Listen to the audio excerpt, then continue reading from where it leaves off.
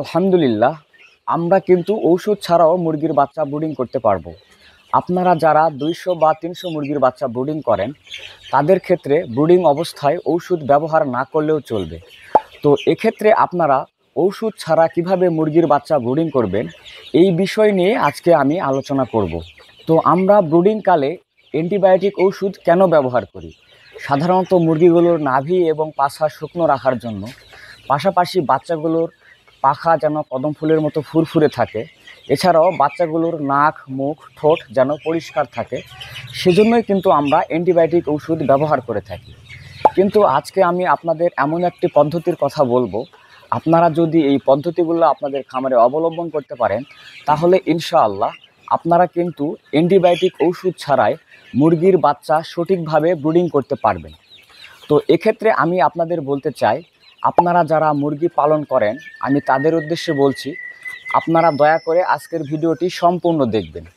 আপনারা যদি আজকের ভিডিওটি সম্পূর্ণ দেখেন, তাহলে ইনশাআল্লাহ আপনারা কিন্তু ব্রুডিংকালে অ্যান্টিবায়োটিক ওষুধ ছাড়াই আপনারা সঠিকভাবে মুরগির বাচ্চা ব্রুডিং করতে পারবেন।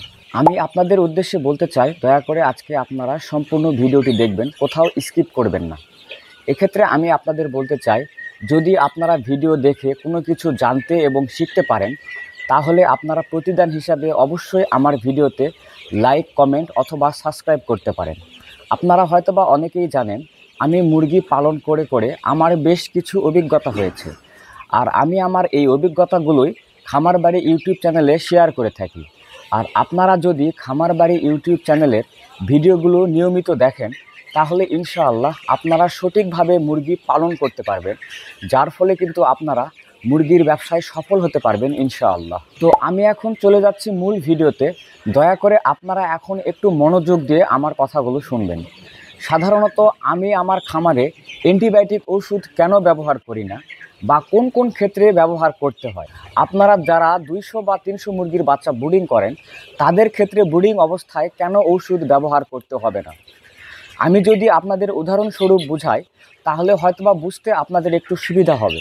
আমি আপনাদের উদ্দেশ্যে বলছি, আপনারা এখন আমার কথাগুলো একটু মনোযোগ দিয়ে শুনবেন, তাহলে আপনাদের ভিডিওটি বুঝতে অনেক সুবিধা হবে।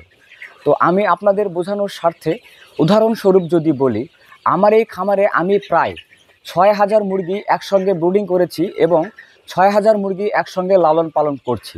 মূলত আমার এই খামারটি কিন্তু 2 তলা ফ্লোর বিশিষ্ট।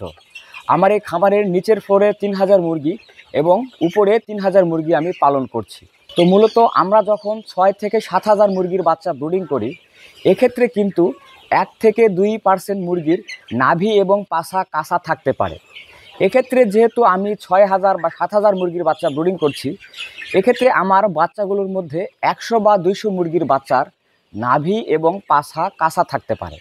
তো এক্ষেত্রে আমি কিন্তু 100 বা 200 মুরগির বাচ্চাকে সুস্থ রাখার জন্য এবং বাচ্চাগুলো যেন মারা না যায়, সেক্ষেত্রে আমি কিন্তু অ্যান্টিবায়োটিক ওষুধ ব্রুডিংকালে ব্যবহার করে থাকি। আর আপনারা যখন 100, 200 অথবা 300 মুরগির বাচ্চা ব্রুডিং করবেন, এক্ষেত্রে দেখা যাবে হয়তোবা 1 থেকে 2 পিস মুরগির নাভি এবং পাছা কাঁচা থাকতে পারে। এক্ষেত্রে আমি আপনাদের বলতে চাই, আপনারা 1 পিস অথবা 2 পিস মুরগির বাচ্চার জন্য অ্যান্টিবায়োটিক ওষুধ ব্যবহার করার দরকার নেই।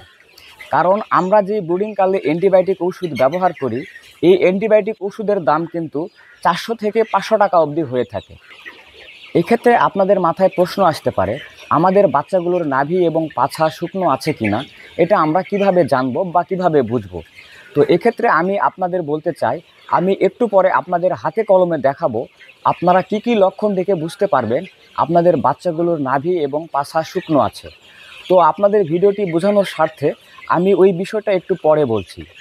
আপনারা অনেকেই আমার কাছে জানতে চেয়েছিলেন, আপনাদের বাচ্চাগুলোর যদি ধকল হয়ে থাকে অথবা আপনাদের বাচ্চাগুলোর মৃত্যুর হার কমাতে আপনারা কি ওষুধ ব্যবহার করবেন। এক্ষেত্রে আমি আপনাদের আবারও যদি বোঝানোর স্বার্থে বলি, তো আমি আমার খামারে প্রায় 6 থেকে 7000 মুরগি পালন করে থাকি।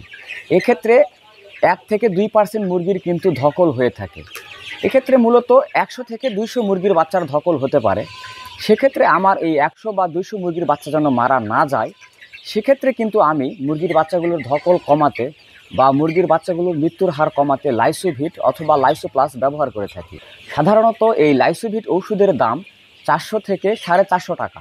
তো এক্ষেত্রে আমি আপনাদের বলতে চাই, আপনারা যারা 200, 300 অথবা 400 মুরগির বাচ্চা ব্রুডিং করে থাকেন, এক্ষেত্রে আপনাদের মুরগির বাচ্চাগুলোর কিন্তু ধকল নাও হতে পারে, বা আপনাদের 1টি বা 2টি মুরগির বাচ্চার ধকল হতে পারে।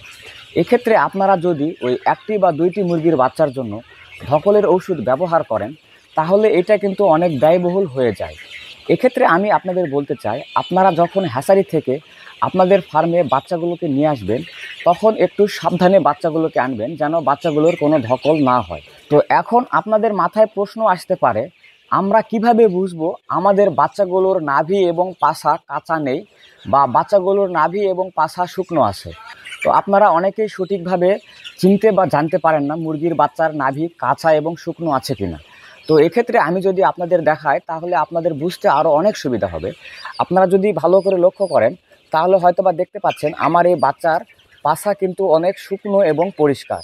আপনারা যখন ব্রুডিংয়ের বাচ্চা ছেড়ে দিবেন, তখন বিশেষ করে লক্ষ্য করবেন বাচ্চাগুলোর নাভি এবং পাছা শুকনো আছে কিনা।